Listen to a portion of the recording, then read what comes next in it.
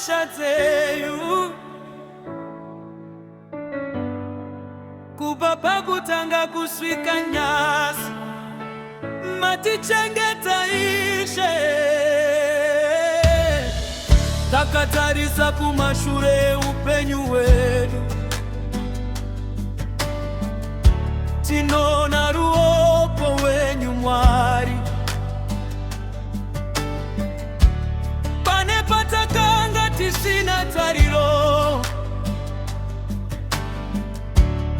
imi makati pasimba rokupurira takafamba mumigwagwa yakaoma misodzi chiyerera mumaziso edu asi rudo rwenyu haruna kutisiya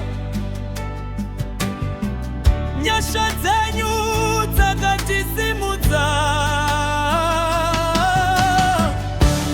hatina kusvika nesimba redu hatina kusvika neuchenjeri wedu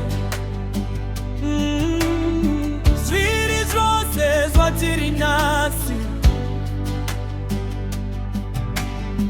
imhaka yenyasha dzenyu Ishe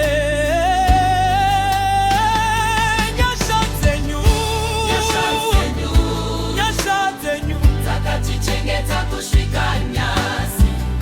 nyasha dzenyu takatitungamirira munzira tinovonga tinorumbidza zita renyu Mwari wedu nokusinga mberi tichaimba nyasha dzenyu hadziperi